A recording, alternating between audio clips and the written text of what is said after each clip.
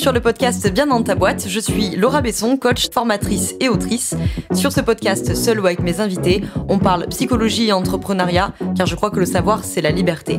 Celle de devenir libre, autonome, responsable et acteur-actrice de ta vie et de ton business. Ici, on explore les défis de la régulation émotionnelle, des relations et de l'identité professionnelle, tout en découvrant des solutions pratiques pour trouver ta place sur le marché et dans ta vie. Bonne écoute.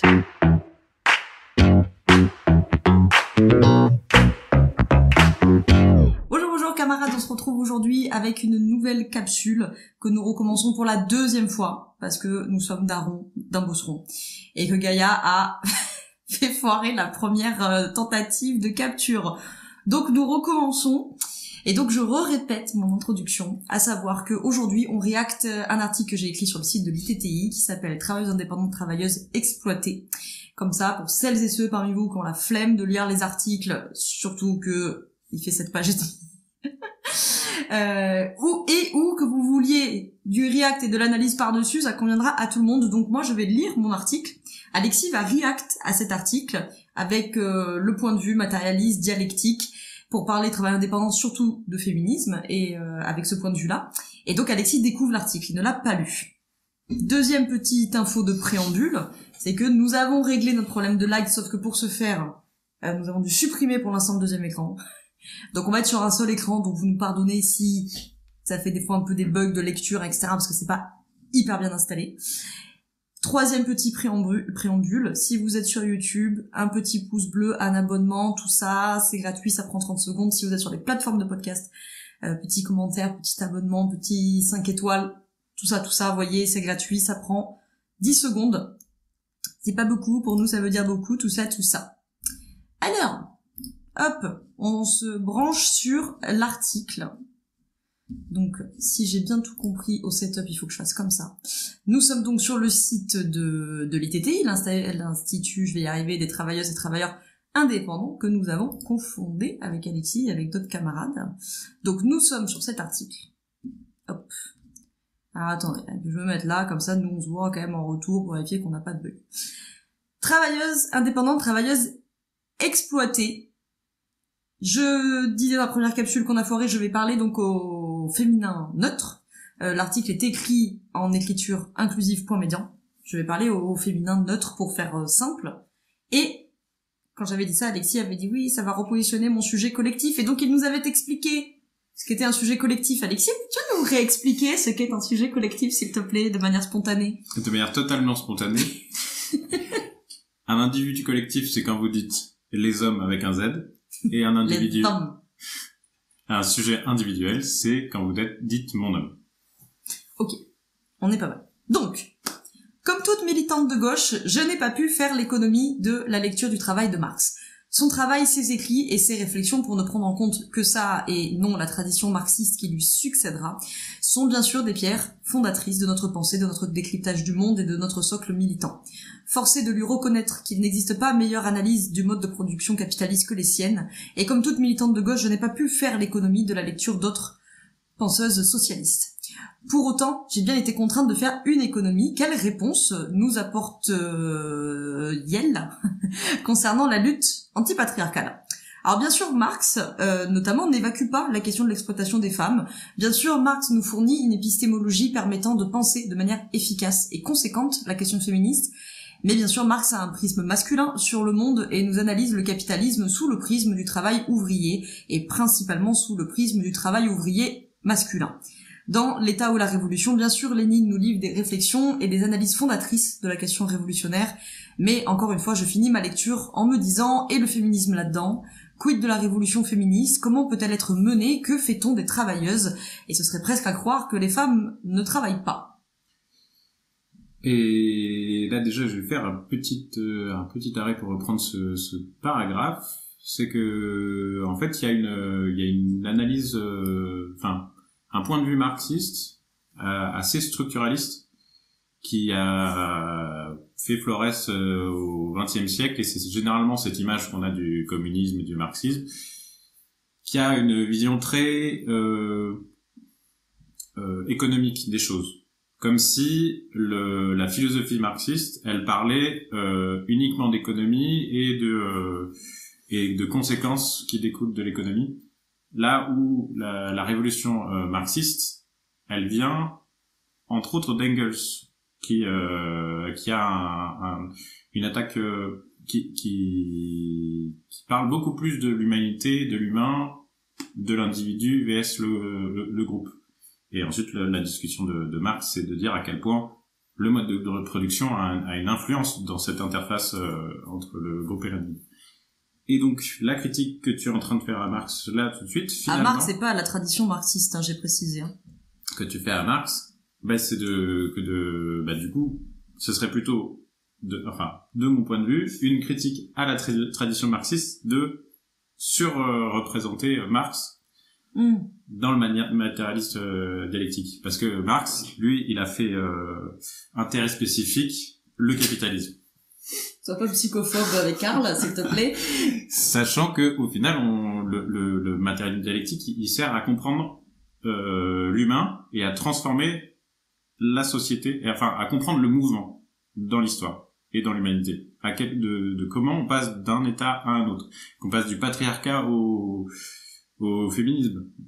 On passe du capitalisme au communisme, mais également c'est quelque chose qu'on voit très bien dans le matérialisme historique, c'est qu'on passe de la société antique esclavagiste à la société médiévale avec les trois classes, tiers état, noblesse et clergé, ensuite à la société capitaliste avec deux classes, prolétariat, bourgeoisie, à un futur possible du communisme.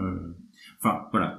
Tout ça pour dire que le matérialisme historique / le marxisme parle du mouvement au sein de l'humanité, et qu'une des tendances des marxistes, c'est de se focaliser sur ce point très important qui est le mode de production. Et dans une société particulièrement patriarcale, où le capitalisme est particulièrement, où la division du travail est particulièrement genrée, le 19e siècle, c'est quand même tellement massif que même Marx a utilisé toute sa vie le travail gratuit de sa femme et des femmes de son entourage. Voilà, tout ça pour dire que il y a un problème du marxisme en général, en tout cas de la tradition marxiste, de se focaliser d'avoir un intérêt spécifique plus sur l'économie que sur l'individu, y compris ceux des femmes, et du coup l'individu collectif des femmes. Donc, on aura une autre critique quand même apportée à Marx un peu plus tard. Tu parlais de Lénine, là, aussi. J'ai parlé de Lénine, oui. Oui, et du coup, sachant que, d'autant plus important que, il me semble que Lénine, lui, en parle beaucoup. Il y avait une relation privilégiée avec sa femme. Je parle de l'État ou la Révolution. Mais, faut quand même se souvenir qu'en général, les révolutions, pour ne pas dire systématiquement, les révolutions sont lancées par des femmes. La révolution... Oui, mais tu vois bien, là, c'est pas la critique que je porte. C'est que Lénine, son bouquin, il est super, il est formidable. N'empêche que tu finis ce truc-là en disant, ok, sauf que, en fait, ce qui nous préconise pour mener la révolution, c'est pas faisable dans une révolution féministe, tu vois. Donc c'était ça la critique que je voulais porter, mais oui, on va continuer parce que j'étais du commentaire d'introduction, du coup parce qu'il y a un autre endroit de critique. Plusieurs féministes marxistes ont porté ces critiques à Marx en travaillant avec lui et contre lui. Nous ouvrons la voie à une possible lecture féministe de une lecture marxiste. Je ne veux parler que de féminisme, hein. Vraiment mon cerveau ne veut pas dire autre chose que ce mot. Nous ouvrons la voie à une possible lecture marxiste de la question féministe, et je fais référence notamment au travail de Silvia Federici, parenthèse, j'aurais pu le rajouter derrière dans l'article, qui est une féministe matérialiste, plutôt tradition marxiste donc, mettant au centre de son travail la question de la reproduction du travail, chose qui, n'échappant pas à Marx, c'est ici que je vais porter une autre critique pour répondre à mon cher mari, qui ne veut que défendre les hommes, je vois bien, mais oui, à charge. C'est pas moi, c'est ma bite. C'est mon individu collectif qui m'oblige à ne défendre que les hommes. C'est pour ça que je ne peux pas être un allié. Vraiment. Moi. Bon, donc, j'étais en train de dire reproduction du travail, donc qui n'échappe pas à Marx, hein, mais qui a quand même tendance à naturaliser ce concept-là. Hein. Donc, ce qui est quand même vraiment regrettable hein, pour un matérialiste, de venir à une naturalisation du travail de la reproduction. Je finis juste ça, puis tu pourras défendre Marx dans une seconde. Toutes ces penseuses nous permettent aujourd'hui de discuter la question de l'exploitation des femmes, des travailleuses, et pour notre sujet du jour, l'exploitation des travailleuses indépendantes. Alors, travailleuses indépendantes, travailleuses libres et indépendantes, non, travailleuses exploitées par le capitalisme et par le patriarcat. C'est de ça dont on va parler aujourd'hui. Veux-tu ajouter quelque chose pour dire que Marx est vraiment un prophète venu des cieux et qu'il est, bien entendu, incontestable et incritiquable? Alors c'est quelque chose que je trouve très intéressant chez Federici, c'est que comme on disait là, cet intérêt spécifique de s'occuper de la production par Marx dans une société déjà où on invente, c'est la première fois qu'on définit le capitalisme. Enfin, disons que ce travail à ce moment-là, il est fondamental et ça sert à rien. Enfin, il est pas vraiment critiquable de l'avoir fait. Par contre, 200 ans plus tard, on pourrait, c'est plus que nécessaire et plus que temps de le réadapter, de le développer surtout. Et du coup, là où Marx s'est focalisé quasi exclusivement sur la production, sans oublier de définir que pour qu'il y ait production, il faut qu'il y ait reproduction, eh bien, au fil des siècles, on a eu une évolution de la production, là chez nous, le salariat, les congés payés, ces tas de choses, et pendant ce temps-là, la seule chose qu'on a faite en lien avec la reproduction, c'est les allocations familiales, quoi. On va donner 3 sous pour que quand même on puisse reproduire les enfants, quoi. Un partenaire, enfin, clairement madame, pour que madame puisse rester à la maison le plus possible et travailler gratuitement. C'est qu'en fait, on va lui permettre, enfin, c'est quoi, c'est 400 €, c'est les parents qui restent à la maison. Enfin, disons que le marxisme s'est beaucoup occupé de la production. Les luttes de gauche, les luttes ouvrières se sont beaucoup occupées de la production, de la qualité du travail, de la rémunération, etc. Mais pendant ce temps-là, il y a une grande absente, c'est la lutte pour la reproduction du travail. Et la reproduction du travail, c'est nourrir les enfants, nourrir le mari, nourrir madame parce que du coup sinon elle peut pas recommencer, loger les enfants, repasser les vêtements de monsieur et des enfants, de s'occuper du ménage, de faire à manger, enfin toutes ces choses-là qui doivent être faites systématiquement tous les jours, qui sont détruites chaque jour pour reconstruire la force de travail. Et c'est quelque chose qui a été dans l'histoire, il y a eu des avancées, mais qui a été systématiquement sous-investi par les forces progressistes et durement réprimé par les forces réactionnaires qui font qu'aujourd'hui, les femmes sont seules chez elles pour s'occuper de faire tout ce travail de reproduction, ou alors elles ont suffisamment d'argent pour financer pour payer d'autres femmes qui le feront à leur place. Alors on va revenir à la fin de l'article de toute façon, sur la question du travail ménager. Pour comprendre la question de l'exploitation des travailleuses indépendantes spécifiquement, on va passer par l'exploitation des travailleuses indépendantes au sens large. Donc nous sommes ici. Donc ici c'est des choses que j'ai déjà expliquées. Donc pour ceux qui connaissent mon travail, vous me pardonnerez les redites. Mais comme je le dis tout le temps en formation, on n'apprend pas par la découverte, on apprend par la répétition. Donc même si vous m'avez déjà entendu parler de ça, ça vaut le coup, plutôt 2 fois qu'une, qu'on se fasse une petite piqûre de rappel. Donc, avant de regarder comment la question du genre vient distribuer les cartes, regardons déjà le jeu du capitalisme. Travailleuses indépendantes et travailleurs indépendants, il y a une faute d'orthographe, mes excuses, ne sont pas les gagnantes du capitalisme. Promesses de liberté, d'autonomie, d'indépendance, de méritocratie ne sont que mirages, de surcroît dans les moments de crise du mode de production capitaliste comme nous la vivons actuellement. Car derrière l'image de l'indépendante libre, entre guillemets, se cache une réalité bien différente, moins de droits sociaux, instabilité des revenus, isolement, précarité. En échange d'une pseudo-liberté, le capitalisme leur fait porter seuls les risques que dans un cadre salarial, l'employeur aurait dû assumer.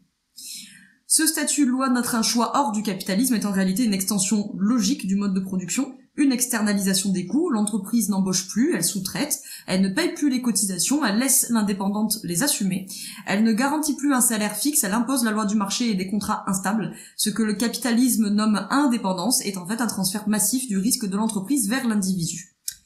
Dans cette configuration, la concurrence devient encore plus rude, chaque travailleuse indépendante est mise en compétition directe avec les autres, sans régulation collective, le temps de travail s'allonge, les revenus se réduisent et l'idéologie de la passion et du dévouement sert de cache-misère à ce qui n'est que surtravail et exploitation.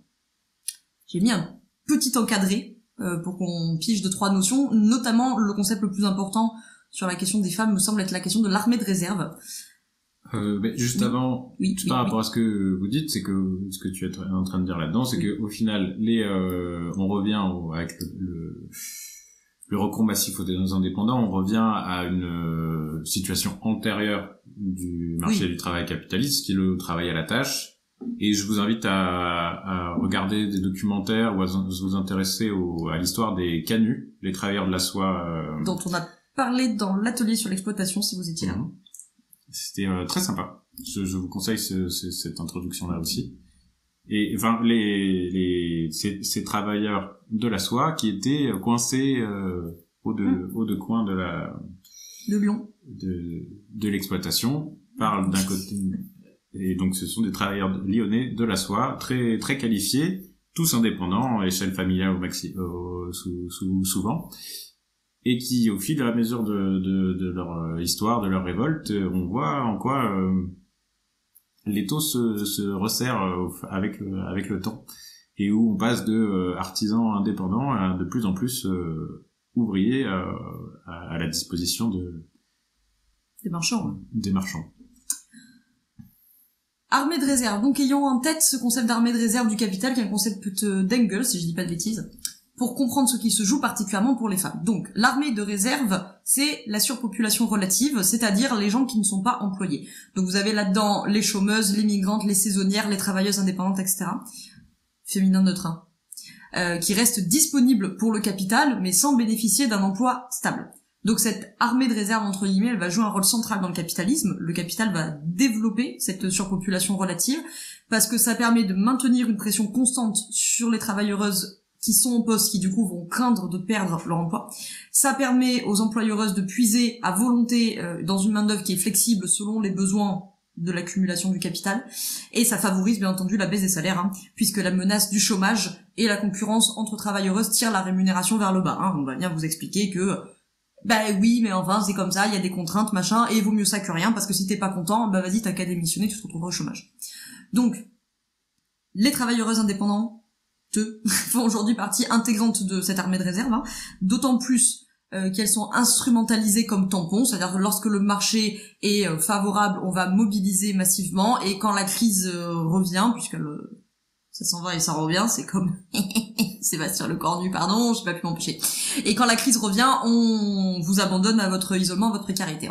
On notera aussi combien cet outil de propagande permet de diviser les travailleuses entre elles et les travailleurs entre eux, et que du coup les femmes vont subir cette division 2 fois, c'est-à-dire la division entre travailleuses par le capital, et en plus vous serez redivisées entre femmes par le patriarcat. Rien à dire. Super. Ok, super. J'aime quand tu es d'accord. Donc, quand la crise frappe, baisse des commandes, inflation, ralentissement économique, etc., vous savez de quoi je parle, puisque nous sommes en plein dedans. Les indépendants n'échappent pas aux conséquences, alors qu'elles sont pourtant flexibles et résilientes, n'est-ce pas? On connaît ce vocabulaire. La précarité des indépendants et des indépendantes n'est pas accidentelle, elle est structurelle. Le capitalisme a besoin de cette zone tampon, de cette main-d'œuvre flexible, adaptable, qui absorbe les chocs du marché sans que les grandes entreprises n'en payent le prix. Bref, le mythe de indépendante, autonome dissimule une réalité, celle d'un prolétariat qui est éclaté, privatisé de ses droits, atomisé pour éviter toute solidarité. Et j'ai fait un mini encart sur la baisse en tête du taux de profit pour qu'on l'ait en tête, mais on va s'éviter de refaire un cours entier dessus, parce que faudrait peut-être faire un cours entier dessus d'ailleurs, une capsule entière.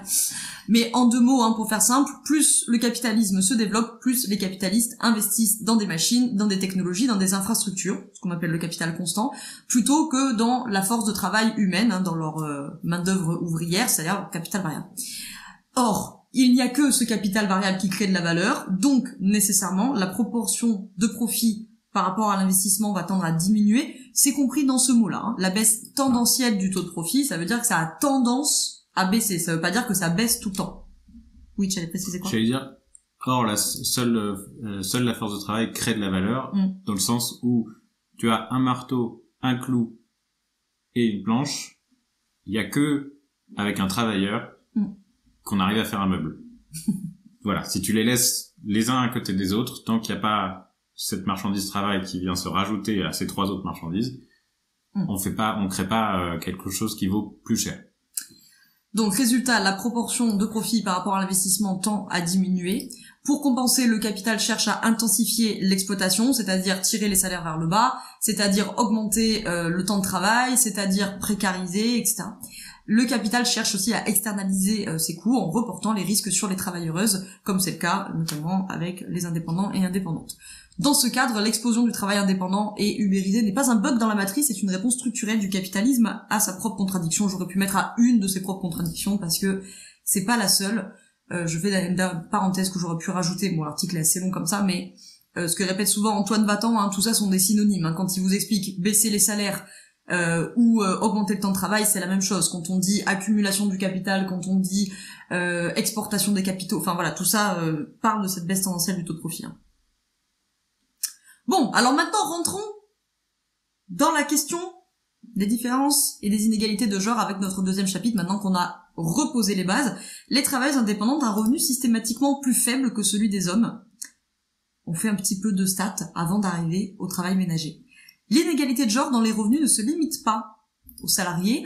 Pour comprendre cela dialectiquement, il faut montrer comment les structures produisent et reproduisent ces écarts au-delà des différences apparentes des secteurs ou du temps de travail.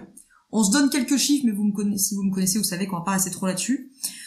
Juste pour qu'on sache de quoi on parle. En France, les chiffres donnés par le gouvernement français parlent d'un revenu moyen en 2022 de environ 20% de moins, 18,9 précisément, que celui des auto-entrepreneurs hommes.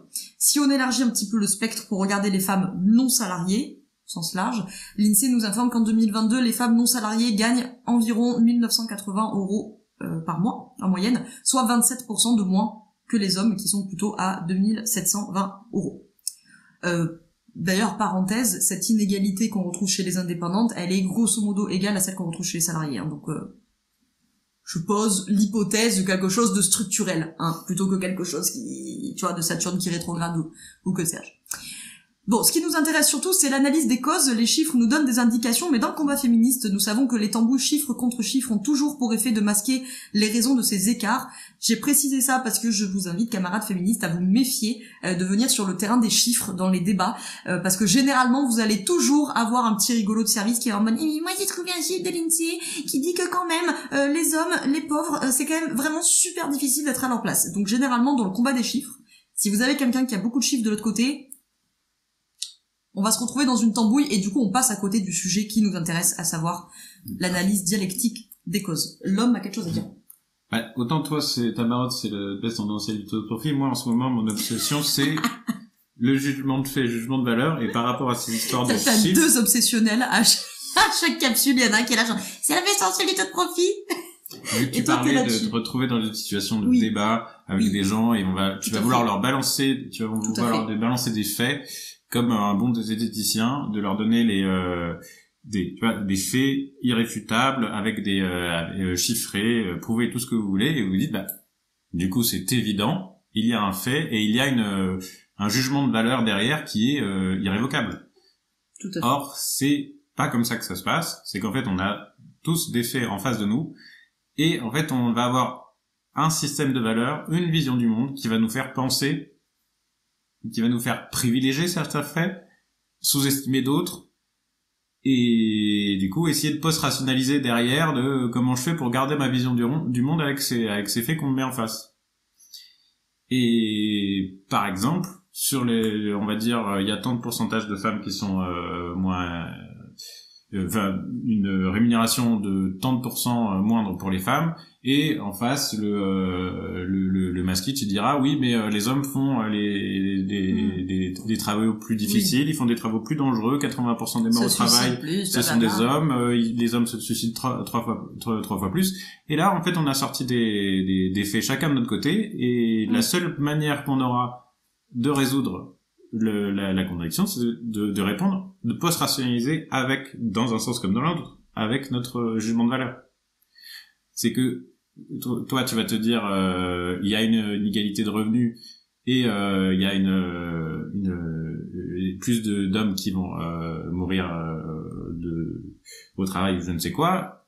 On va quand même parler d'exploitation du capitaliste ou de biais patriarcaux.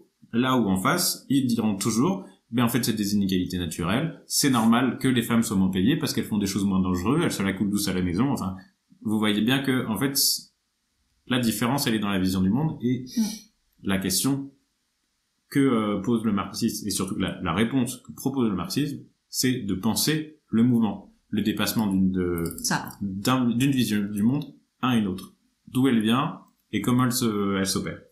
Et ben justement, arrivons dans l'analyse dialectique des causes que j'ai proposée, de manière non exhaustive, parce que sinon le papier se transforme en thèse.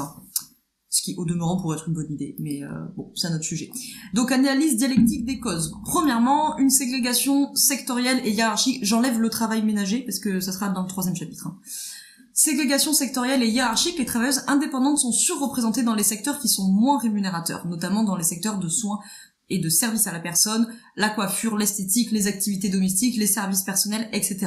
Donc une lecture qui est trop globalisante, du coup elle passe à côté de ces différences structurelles. Le temps de travail effectif, évidemment la grande inégalité qui subsiste, bien sûr, personne ne tombe des nues je pense, c'est que ce sont encore majoritairement les femmes qui assurent le travail domestique et l'éducation des enfants. On va en parler dans le point suivant, donc on note juste ici un premier effet, c'est que c'est moins de temps travailler au sens rémunérateur, plus de travail à mi-temps, moins d'années de cotisation, et on souligne bien sûr que ce point n'est pas spécifique bien sûr aux travailleuses indépendantes, puisque là on va retrouver le même problème pour les travailleuses salariées. La sociabilisation genrée, l'accès inégal au contrat et au financement ne vient pas seulement de l'extérieur. Dès l'enfance, les femmes apprennent à ne pas prendre trop de place, à être conciliantes, à être discrètes, à être gentilles, c'est-à-dire, comprenez, silencieuses. Résultat, elles auront tendance à tirer les prix vers le bas, elles osent moins souvent négocier, elles se retrouvent exclues des cercles décisionnels, je ne parle même pas de la question des levées de fonds.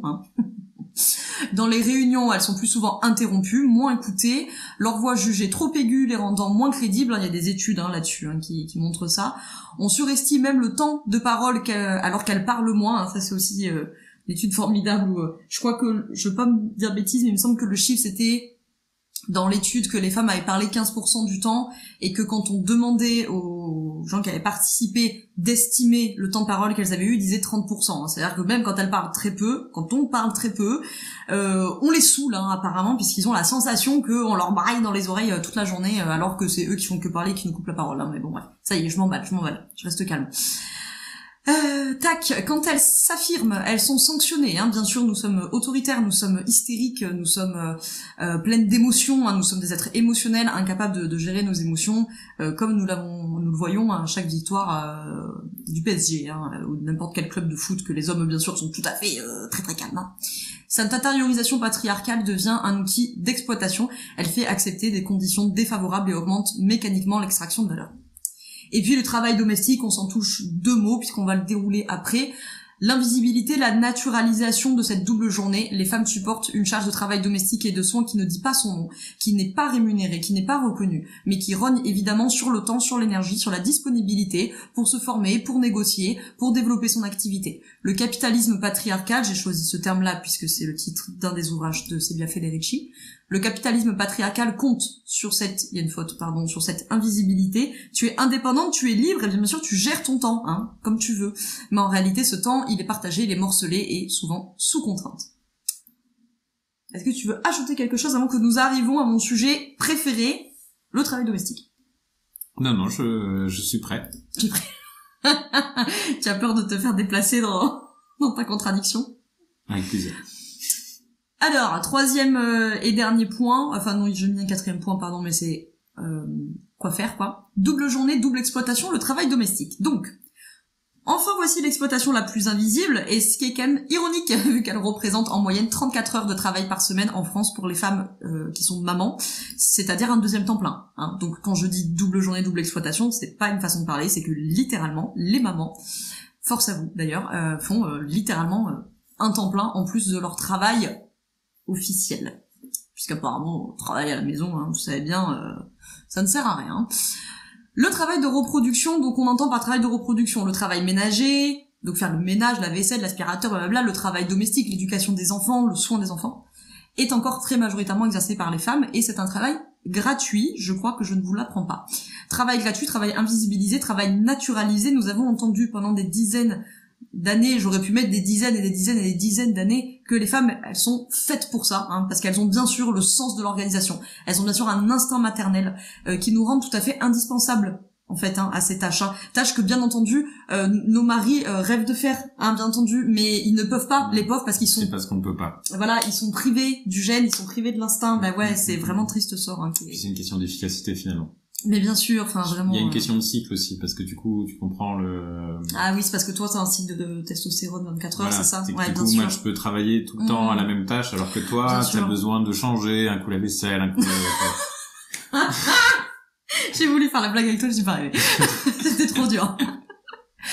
Donc voilà, c'est ça qu'on entend par travail naturalisé. C'est-à-dire qu'il va y avoir une biologisation, une naturalisation de non, mais c'est pas ça, c'est que les femmes elles sont naturellement faites pour ça, elles ont le sens de l'organisation. Vous savez tous ces trucs qu'on entend, genre oui mais les femmes elles savent faire deux choses à la fois. Les hommes ils savent pas faire. Bah ils savent pas faire parce qu'on leur apprend pas à le faire, et puis ils sont pas obligés de le faire surtout. Donc voilà.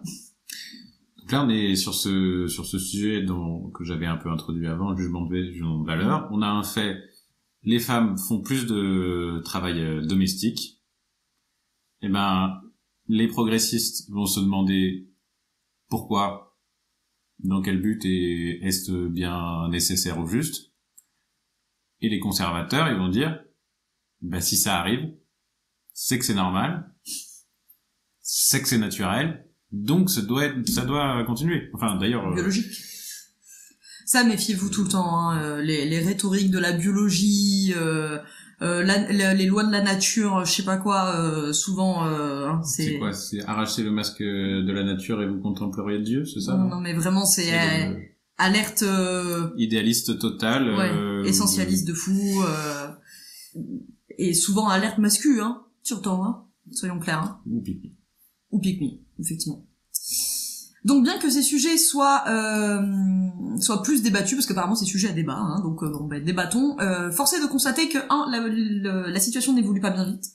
Deuxièmement, il n'est jamais question de salaire du travail domestique, dont on va parler après, c'est-à-dire on reste sur des débats, des considérations, mais en fait où ça revient au couple de s'organiser, de décider qui va travailler gratuitement et dans quelle proportion on va travailler gratuitement. Est-ce que monsieur est 100% au travail et que madame est 100% aux enfants? Je parle dans le couple hétéro, parce que c'est surtout là que ça va être très très flagrant, et c'est surtout là que le wagon décroche, si je pourrais dire ça comme ça. C'est-à-dire que dans les couples hétéros à revenus globalement égaux, ça va à peu près, si j'enlève bien entendu les hommes violents, bien entendu. Déjà on enlève une partie conséquente, mais bref. Par contre, à la seconde où il va y avoir un enfant, de surcroît des enfants, alors là c'est terminé. Là le wagon décroche, et même à revenus globalement égaux, c'est là que vraiment l'écart va se creuser. Donc voilà, on reste sur des considérations que le couple hétéro décide qui s'arrête, qui travaille gratuitement, dans quelle proportion, est-ce que madame s'arrête complètement, si oui, pendant combien de temps, est-ce qu'elle reprend un mi-temps, machin, voilà. Et troisième point qui me tient aussi à cœur, c'est que du coup les débats se cantonnent au travail ménager et aux soins apportés aux enfants, ce qui est vraiment un bon début, mais qui à mon sens reste quand même très loin de couvrir l'intégralité du travail gratuit que fournissent les femmes dans la reproduction. C'est-à-dire que c'est aussi les femmes bien sûr qui ont la charge de la procréation, c'est les femmes qui ont le travail de la sexualité, c'est les femmes qui ont la charge de la contraception, c'est les femmes qui ont la charge émotionnelle, c'est les femmes qui accompagnent les fins de vie aussi, que ce soit littéralement dans les institutions, soins palliatifs, etc. C'est surtout elles qui sont là. Et dans les familles, ce sont les femmes qui assurent le vieillissement de leurs parents, de leurs beaux-parents, la plupart du temps. La charge émotionnelle, le fait que, bien entendu, c'est elles qui vont se retrouver à faire aussi les psys gratuites de leur mari, et des maris conjoints des autres copines. Je pense que toutes les femmes ici présentes voient très bien de quoi je parle. Quand ça va bien dans votre couple, vous passez 20 heures par semaine au téléphone ou à faire des vocaux WhatsApp avec vos copines qui sont en train de se prendre la tête avec les tocards qui leur servent de mecs. Et quand c'est pas elles, c'est vous, on alterne. Cette exploitation concerne toutes les femmes, les travailleuses indépendantes bien sûr comprises là-dedans, notamment les travailleuses qui exercent de chez elles et qui du coup sont la parfaite variable d'ajustement. Bon, ça je pense qu'il y en a beaucoup qui vont se reconnaître quand je dis ça, à qui on dit que ça va, tu peux quand même bien faire la lessive sur ta pause de midi, toi tu travailles à la maison, t'as pas les trajets, etc. Je te laisse récupérer le petit à la crèche parce que toi t'as pas de patron, tu comprends, c'est plus simple, moi tu comprends, faut que j'aille le voir, faut que je négocie. C'est quand même plus simple si c'est toi qui travailles pas le mercredi, parce qu'encore une fois, toi t'as pas de patron, t'as pas de collègue, t'as pas de trajet, t'as pas d'horaire, je ne sais quoi. Si on reprend notre grille d'analyse matérialiste dialectique, il faut saisir donc que la situation des travailleuses indépendantes, c'est le produit d'une double contrainte. On l'a évoqué en début d'article.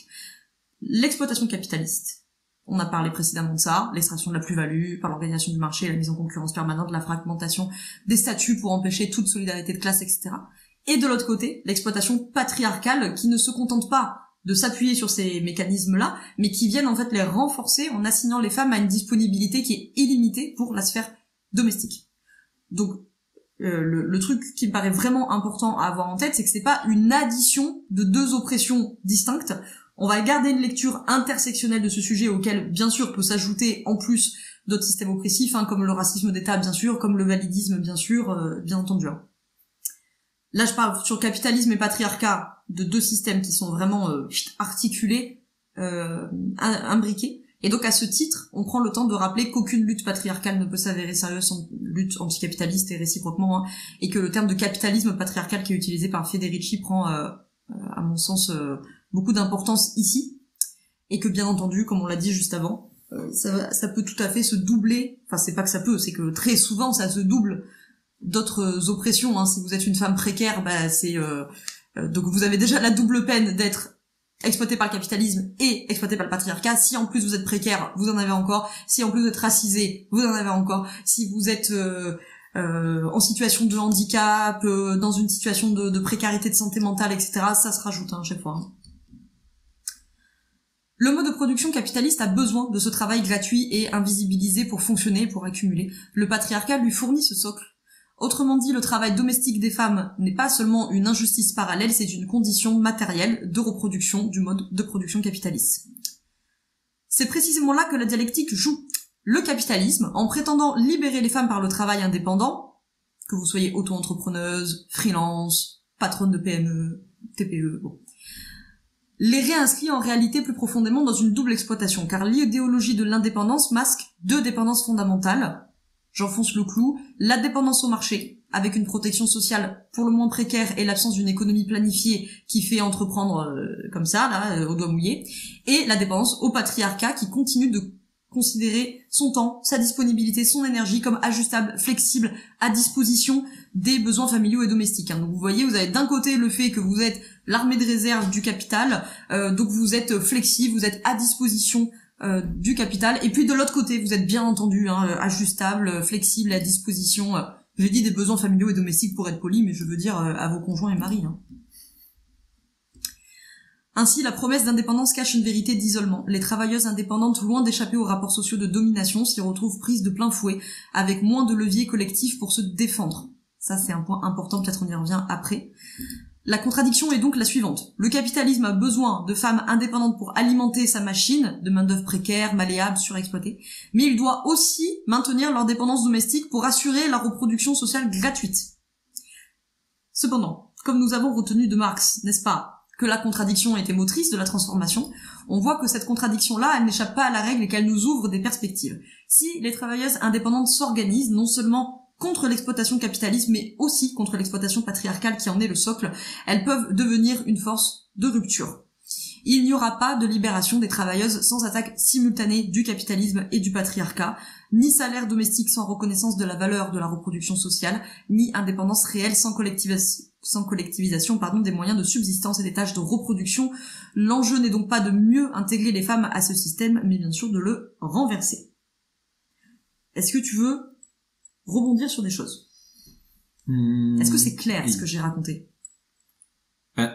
Pour moi, c'est très clair, mais on a l'habitude de discuter de ça, et j'essaye de voir s'il y a des gros mots qui pourraient être sujet à interprétation ou mal compris. Ouais. Tu veux que je remonte? Là, pour l'instant, j'étais plus bas. C'était sur la fin. J'étais sur collectivisation. Où moi, j'aurais tendance à utiliser le terme de socialisation, tout simplement. Mais Ok, gros fight de gauchistes. Oh là, ça rigole plus là. Octogone. Ça va finir en dispute conjugale, ça. Disons, peut-être que ça peut être intéressant de discuter de ça, c'est que le capitalisme, du fait de la baisse tendancielle du taux de profit, mène à des monopoles.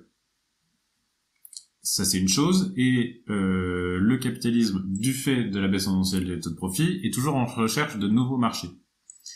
Donc, les nouveaux marchés c'est avant fallait aller c'est ce que vous avez fait avec la formation en ligne en 2018 hein.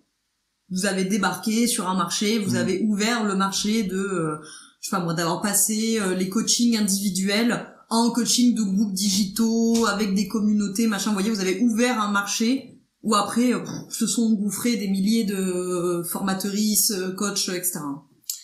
Voilà. Et donc ça, vous avez ouvert un marché, et ensuite, avec le temps, la baisse du tendanciel du taux de profit a impliqué que c'est devenu de plus en plus difficile de faire de l'argent, ou du moins qu'il faille mettre toujours plus d'investissement pour pouvoir être visible. Avant, qu'il y avait une caméra de mauvaise qualité, le micro de l'ordinateur, tu arrivais à commencer une communauté. Si tu arrives maintenant dans ces conditions, tu es totalement invisible. Il faut avoir tout un tas de... Ou ce que vous vivez sur Instagram, par exemple. C'est qu'avant, vous faisiez votre carousel de 10 trucs, là, de 10 slides, ou votre petit réel, machin. Ça a ramené du monde, et vous aviez 10 000 abonnés en 4 jours, hein, j'exagère, mais vous voyez l'idée, quoi. Alors que maintenant, vous savez très bien qu'il vous faut des heures et des heures et des heures de production, faire des trucs hyper qualitatifs pour avoir 400 vues, hein. Et ce qui, du coup, là, c'est une augmentation du taux d'exploitation. On se rend compte que il faut dépenser beaucoup plus d'heures pour arriver à la même situation, au même résultat. Avec, du coup, les mêmes les revenus publicitaires. Enfin, c'est pas besoin de rester trop longtemps là-dessus. Donc, t'étais pour dire que le capitalisme, l'entrepreneur ouvre des marchés, ces marchés finissent par être saturés, certains disparaissent, des entrepreneurs, pas le marché qu'ils ont ouvert, parce que ces marchés ils vont être absorbés, je veux dire, des collègues qui tombent, leur communauté, elle va se redispatcher sur les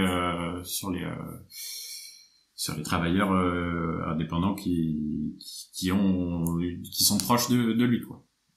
Et donc du coup, on se retrouve avec une réduction du nombre de personnes disponibles, et on se rapproche petit à petit, crise après crise, du monopole. Donc la socialisation, c'est ce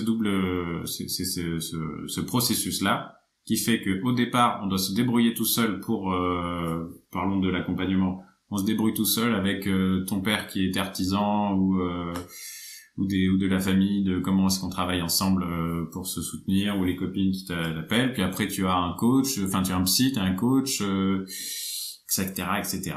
Donc là on a créé ce marché, on a socialisé un secteur. Avant on le faisait à l'échelle familiale. Maintenant, c'est des énormes boîtes internationales de formation qui sont tentaculaires et qui proposent le même service à tout moment depuis dans le monde entier, quoi. Ok. Et collectivisation alors. Et la collectivisation, sauf que là, c'est un processus capitaliste. C'est que ça mène au monopole. C'est-à-dire que quand il y a un monopole, toutes les qualités du libéralisme, de la concurrence, tout ça, elles disparaissent. C'est que quand tu as un monopole sur un marché, tu peux tout truster. Tu peux avoir et puis quand il y a un petit indépendant que tu vas voir l'État, il te rayonner. Quand t'es Bernard Arnault que tu vas voir l'État, il déroule le tapis rouge. On voit toutes ces choses-là qu'implique le monopole. C'est que ça devient un problème politique. Et du coup, la collectivisation, c'est la proposition soviétique, communiste, qui est on fait une socialisation, mais plutôt que ce soit des propriétés privatives, ce sont des propriétés collectives. Donc le monopole, c'est la socialisation capitaliste, le collectivisation, c'est la socialisation communiste. Voilà. Super. Alors, nous arrivons du coup à quelles revendications pour les travailleuses indépendantes. Ces constats dressés, nous pouvons entrevoir les pistes d'action politique et militante. Le combat féministe est un combat d'émancipation et donc à ce titre ne peut être qu'un combat collectif. Je le rappelle, parce que des fois il y a des féministes, on les perd de vue, quand même. Donc, combat collectif. Le premier point que j'avais envie de soulever, c'est donc la revendication d'un revenu minimum garanti pour les indépendantes, point ES, je veux dire, oui. Sur le fait c'est un combat collectif. Pourquoi est-ce qu'on pense ça à nous? Oui. C'est parce que dans notre vision matérialiste dialectique, il n'y a pas de réalité magique ou divine ou de vérité essentielle. Il n'y a que le monde matériel dans lequel on vit qui impacte notre corps et notre esprit. Et donc pour passer pour exister en tant qu'individu, on doit exister au sein du collectif. C'est que quand on est, déjà pour se reproduire, on a besoin d'être un collectif autogéré de deux. Pour faire un enfant qui lui-même a besoin pendant de nombreuses années, pour continuer à reproduire son existence, d'être en lien avec sa mère, sa famille, un entourage, une société, pour à la fois être nourri, vêti, mais aussi développer intellectuellement. C'est qu'on n'apprend pas le langage seul dans une pièce. Donc on n'est pas un humain fonctionnel tant qu'on n'a pas été confronté à l'altérité, pour que étape par étape, on est confronté à l'altérité, à une contradiction, on se repositionne par rapport à cette contradiction qui va obliger l'altérité à se repositionner elle-même, et ainsi de suite. C'est comme ça qu'on évolue. Donc que ce soit dans l'apprentissage du langage, dans la reproduction physique de notre corps. Et en fait, c'est ce que propose la philosophie matérialiste dialectique, c'est se dire que tout mouvement dans l'univers et dans l'humanité découle de ce rapport de contradiction. C'est que du coup, le mouvement, la transformation ne se fait que face à une altérité. Elle ne peut pas venir d'une révélation intérieure. Donc, ma première revendication, c'est le revenu minimum garanti pour les indépendants et indépendantes, à savoir la thématique du salaire à vie, et pas du revenu universel. Ça va peut-être être l'occasion de s'en dire deux mots. Les travailleuses indépendantes subissent une précarité structurelle. On l'a déjà dit, les revenus irréguliers, l'absence de filet de sécurité, l'impossibilité de prévoir l'avenir. L'instauration d'un revenu minimum garanti, financé collectivement, permettrait de rompre avec la logique de survie individuelle. Cette revendication s'inscrit à l'ITTI dans une démarche plus globale qui est celle du salaire à vie proposé et défendu entre autres proposé par Bernard Friot, défendu entre autres par Bernard Friot. En protégeant les travailleuses indépendantes, le salaire à vie permet aussi de rehausser la capacité de négociation des indépendantes. Alors là, cette question du salaire à vie, et on fera la différence avec ça après. C'est la particularité de la proposition post-capitaliste, moi je dirais communiste, c'est que le capitalisme, il ne tient que la production. Il est incapable de contrôler, planifier la consommation, la demande. Et donc il est toujours à la merci d'un marché volatile qu'il ne peut pas comprendre parce qu'il n'a pas les outils pour le faire, qu'il ne peut pas maîtriser en tout cas, de produire des choses de manière anarchique, sans hiérarchie, et ensuite de jouer à la loterie et d'espérer d'avoir fait le bon pari, d'avoir produit les bonnes choses au bon moment pour perdre le moins d'argent possible. Et dans ce processus, il y a toujours du gaspillage. Et en plus, parfois, au-delà du gaspillage, on tombe complètement dans l'erreur et il y a une crise de surproduction parce qu'on a fait trop de tomates et que personne veut des tomates à ce moment-là, donc on a gâché des ressources. Tu voles mes métaphores. Exactement. Quoi. C'est la collectivisation des métaphores. Ah non, c'est l'exploitation du travail gratuit de ta femme. Donc, on a produit des tomates que personne ne veut, donc surproduction de tomates, crise de surproduction, les tomates vont à la poubelle, et surtout on a gaspillé des ressources pour produire ces tomates. Et en face, en fait les gens voulaient des poires, on n'a pas produit des poires parce qu'on a produit des tomates, et donc du coup une crise de sous-production.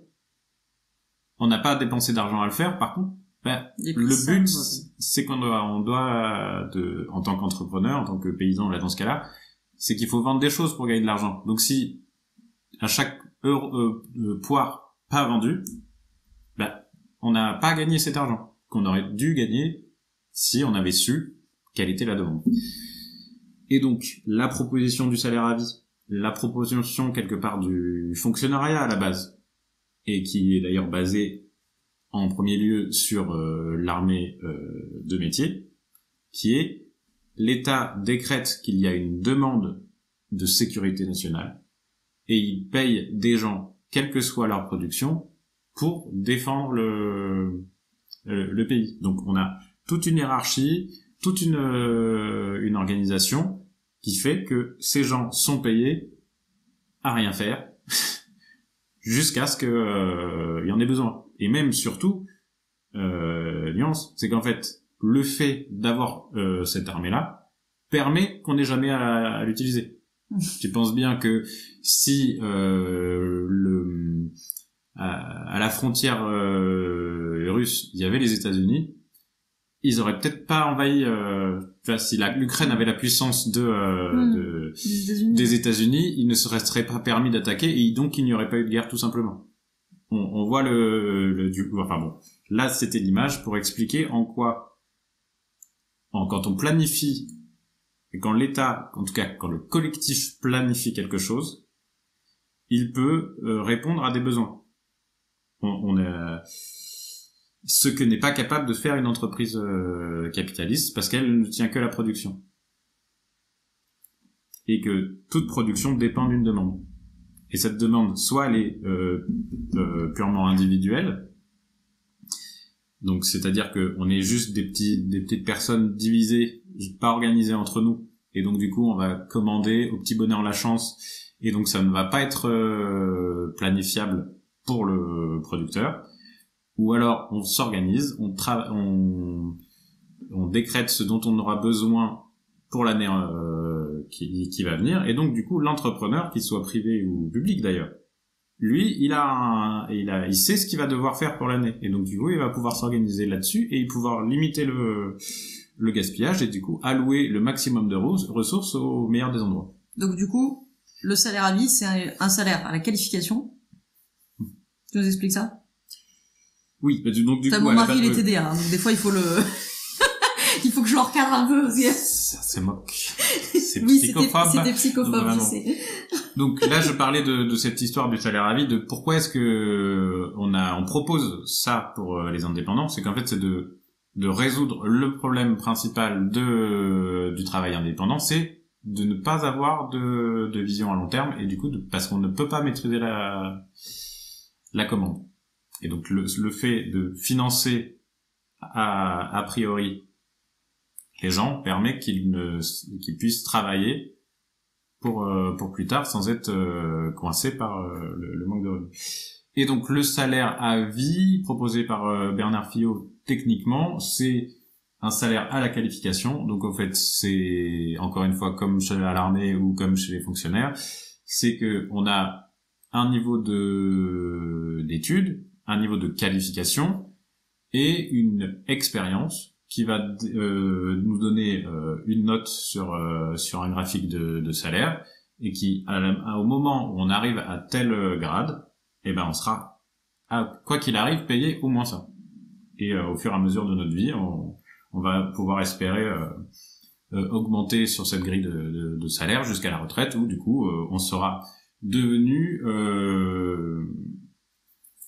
le maximum de ce qu'on peut faire, et donc on se retrouve avec notre maximum de salaire qu'on a eu jusqu'à la retraite, et là on ne peut plus augmenter, mais par contre on n'a plus aucun rapport hiérarchique, quoi. Ce qui d'ailleurs, pour la petite anecdote, a été l'une de nos premières disputes de couple. Puisque j'étais défavorable à la proposition de Frio d'avoir encore des différences de salaire indexées sur la qualification, donc j'étais plutôt favorable de dire, quitte à faire le communisme, qu'on ait des salaires égaux. Bon bref, on va pas se lancer là-dedans maintenant, qu'on en finisse avec cet article, qui était vraiment très long. Deuxième revendication. L'organisation collective des indépendantes, coopératives, plateformes solidaires, syndicats. L'idéologie de l'indépendance isole les travailleuses alors même qu'elles font face aux mêmes problèmes. Briser cet isolement est une nécessité absolue. Coopératives, plateformes solidaires, syndicats, collectifs permettent de mutualiser les ressources, d'assurer une défense juridique et sociale et de donner une force collective à celles qu'on voudrait maintenir dans la précarité atomisée. Ces organisations doivent être pensées non seulement en termes de défense contre l'exploitation capitaliste, mais aussi comme outil d'émancipation féministe, espace où toutes les femmes, toutes, je souligne, je peux pas encadrer sur WordPress, mais j'encadre, toutes les femmes peuvent prendre la parole, partager leur vécu et construire des revendications spécifiques.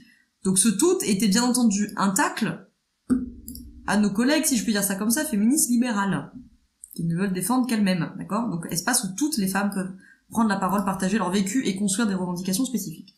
Et donc là, je fais un lien entre le début de l'introduction où je parlais de pourquoi est-ce que il faut que ce soit une organisation collective. Et là, tu parles de quelles sont ces organisations collectives, mais le salaire à la vie en fait partie. Le salaire à la vie en fait partie parce que du coup, on décrète collectivement de trouver une solution à l'exclusion qu'implique la précarité. C'est que quand on n'a pas les moyens de vivre, ben en fait on n'a pas les moyens de participer à la production. On n'a pas les moyens de participer à la société tout court, que ce soit dans la consommation, dans la production d'ailleurs. Mais du coup, en tant qu'indépendant, il y a énormément de très bons praticiens qui ont un savoir-faire et qui se retrouvent dans la situation de ne pas pouvoir proposer leurs services parce qu'ils n'ont pas les moyens de faire tourner cette entreprise. Que ce soit de s'installer suffisamment de mois pour lancer son entreprise ou d'avoir accès à la demande. Et nous arrivons à la dernière, je crois. Ouais, c'est ça. Le salaire du travail ménager. Donc le travail domestique et de reproduction constitue la condition même de l'existence du capitalisme. Hein. On le rappelle, c'est que sans les femmes, il n'y a pas de capitalisme qui tienne la route plus de 48 heures. Hein. Moi, je propose, puisque nous avions, je crois que c'était un député du Rassemblement national, non, à l'Assemblée, qui avait dit qu'il avait une solution miracle pour résoudre le problème du chômage, fait que les femmes arrêtent de travailler. Eh bien, écoute, je te prends au mot, hein, qu'à cela ne tienne que on mette les femmes en grève générale avec grand plaisir, et j'ai hâte de voir comment vont tourner, ne serait-ce que les hôpitaux. Voilà, sans les femmes.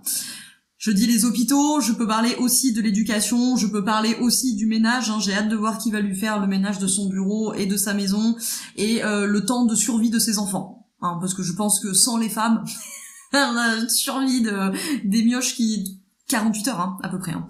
Donc, la condition même de l'existence du capitalisme, hein, sans repas préparés, sans enfants élevés, sans proches qui sont soignés, il n'y a aucune force de travail qui pourrait être reproduite, et donc la production, bah, elle tient pas. C'est précisément ce que dénonçait dans les années 70 le mouvement Wages for Housework, ces féministes marxistes, Silvia Federici, Selma James, Maria Rosa Dayacosta, etc. affirmaient que le travail ménager n'est pas une aide ni un complément. C'est une activité centrale de production exploitée par le capital parce qu'elle est gratuite.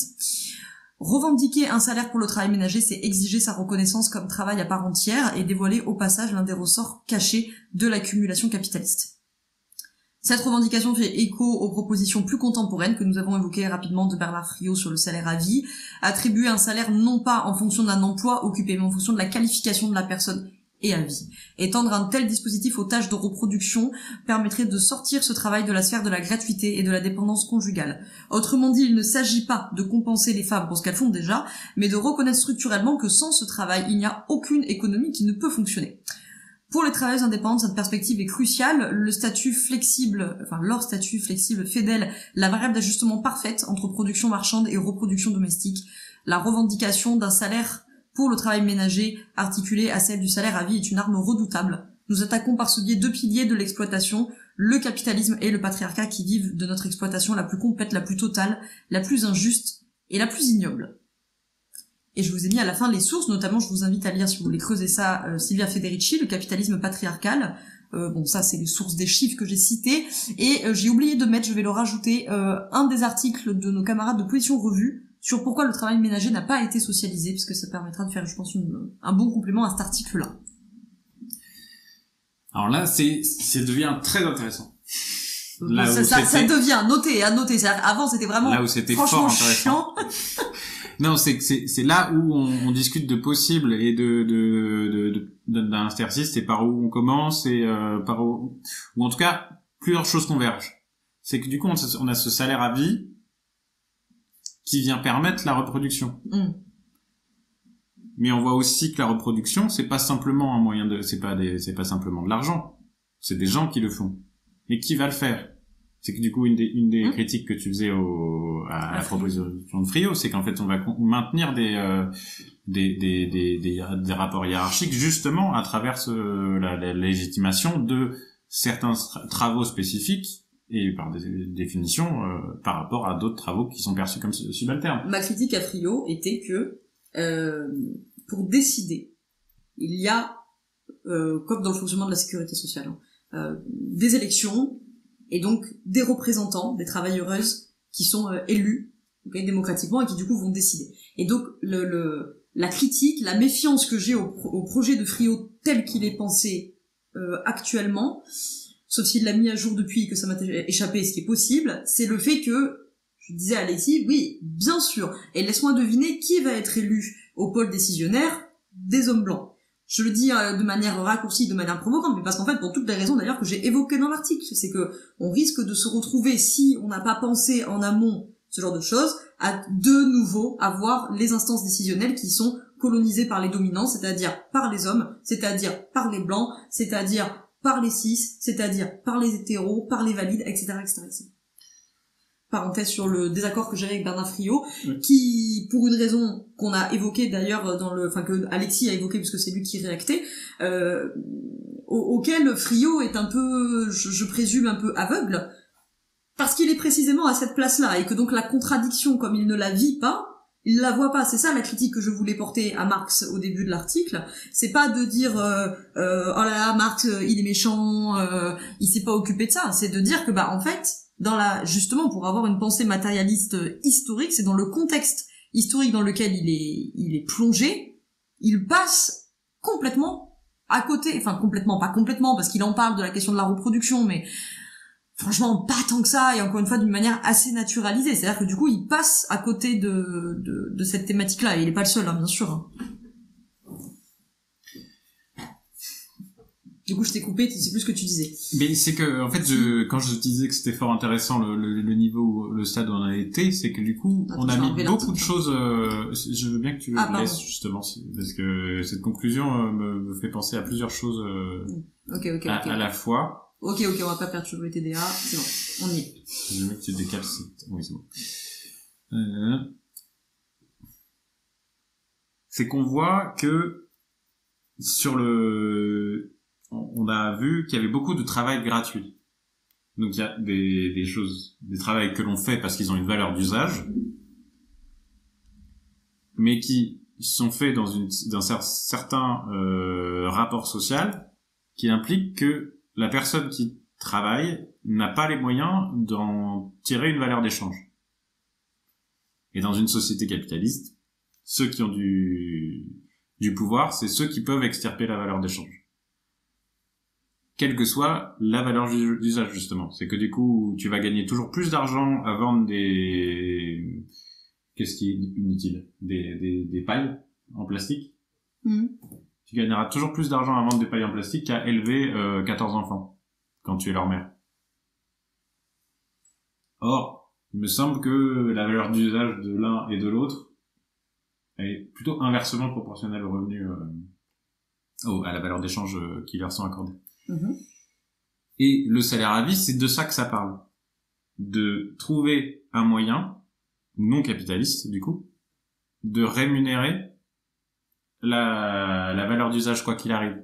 Et puisque on fait tous du travail gratuit, en fait on mérite tous un salaire à vie minimum, en fait. C'est de ça que ça discute, la proposition de Friot. Et la critique que tu as faite rapidement, et qui sont faites par des gens encore plus à l'extrême gauche que l'extrême gauche de Friot, c'est de se dire que en fait c'est la société capitaliste qui a besoin de valeurs d'échange. Et donc le fait de se débarrasser du capitalisme, c'est pas de donner une valeur d'échange à tout, c'est de ne pas plus avoir besoin de la valeur d'échange pour produire de la valeur d'usage.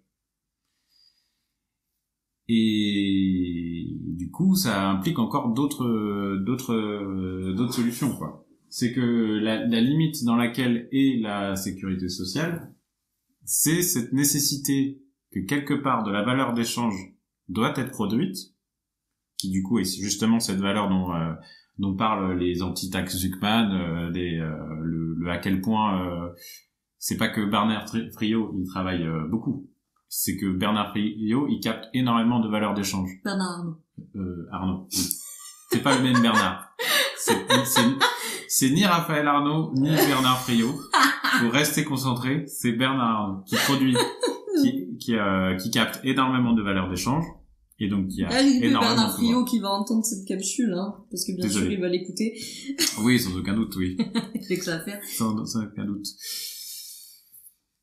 Bernard Arnault qui capte la valeur d'échange. La valeur d'échange qui lui permet ensuite de venir appuyer sur tous les syndicats, sur tous les gouvernements et dire non mais je suis le premier créateur d'emplois imposé de France, comment il a dit le premier contribuable. Le contribuable de France, donc j'ai raison.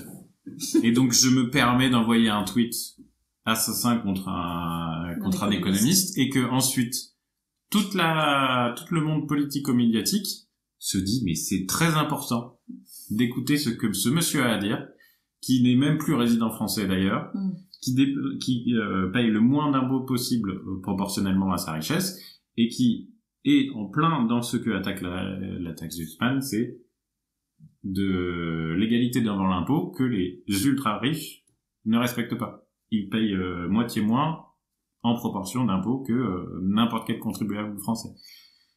Y compris quelqu'un qui ne paye pas d'impôt sur le revenu, parce que ces gens qui ne payent peu d'impôts sur le revenu se retrouvent à payer énormément de TVA et de taxes de ce genre, qui font qu'en fait ils se retrouvent quand même à 50% de 40, je sais plus exactement, mais un taux équivalent à n'importe qui en France. Donc je me suis égaré, mais c'était pour expliquer la force qu'a dans un régime capitaliste la valeur d'échange. Elle oriente la production et elle donne du pouvoir à ceux qui la captent. Donc, il a dit, ils ont du pouvoir et c'est pour ça qu'ils la captent. Vous voyez, ça se mord un peu la queue. Et donc, la solution de la sécurité sociale, qui est dont est tirée la proportion du salaire à vie, c'est nous avons besoin de ça, nous avons besoin de soins. Pour faire ce soin, nous avons besoin d'hôpitaux, nous avons besoin de soignants, de telles spécialités, avec tels outils. Et donc, on va ponctionner une part du PIB via les cotisations. Donc, c'est de l'ordre de 14 ou 15%. Là où dans les systèmes privés, c'est plutôt de l'ordre de 18-19% du PIB qui est ponctionné par la propriété privative plutôt que de fonctionner par la sécurité sociale. Donc, tout ça pour dire que c'est plus rentable de le faire avec un système d'assurance publique. Et donc on utilise la sécurité sociale. On a un besoin, on finance ce besoin a priori avec la valeur qui a été faite l'année dernière pour la produire l'année d'après, avec la valeur d'échange de l'année précédente pour créer de la valeur d'usage pour l'année d'après. Donc ça c'est la proposition de la sécurité sociale que l'on connaît pour la santé, mais on pourrait l'élargir à la sécurité sociale de l'alimentation, de l'énergie. Enfin, un abonnement, qu'est-ce que c'est à part une cotisation? On pourrait se dire que dans nos salaires, il y a tant de pourcentage qui est pris en cotisation et qui implique qu'on a le droit d'être chauffé, qu'on a le droit d'avoir un toit. Et cet argent, surtout, il est collectivisé pour pouvoir produire de la valeur d'usage l'année prochaine, de faire tourner l'économie, qu'elle soit faite par des entreprises privées ou des entreprises publiques. Là, on parle de la question il faut que, à minima, le capitalisme est incapable de contrôler la demande, de la maîtriser. Et donc, il faut que le collectif s'organisent pour proposer une demande planifiable. Et c'est à ça que sert la sécurité sociale. Et après, la suite de là, qui est déjà perçue comme une idée d'extrême gauche dans le gouvernement actuel, mais je peux vous assurer que du coup, une solution d'extrême gauche, c'est que on maîtrise la demande en s'organisant collectivement pour faire une demande planifiable. Mais le vrai communisme, c'est que aussi on reprend la maîtrise du moyen de production, parce que force est de constater que Bernard Arnault, il est certainement très intelligent et très efficace, il est incapable de coudre, tisser, assembler, designer, transporter, présenter toute son offre de luxe. Ce sont des milliers, voire des millions de personnes, de la graine, de l'éleveur de moutons pour la laine au designer, etc., etc. Et donc, première chose que pourrait proposer c'est la question de maîtriser, socialiser le travail domestique, mais en fait socialiser tous les besoins. Ça permet de s'organiser collectivement pour répondre à ces besoins et de pouvoir mettre un financement face à un besoin, au lieu de se mettre dans une situation de faire ça gratuitement, puisqu'on en a besoin de toute manière. Et donc, un moyen d'émancipation des femmes, ce serait, parce que du coup, on n'en a pas discuté ça, ce serait de socialiser le travail domestique pour qu'il puisse être valorisé.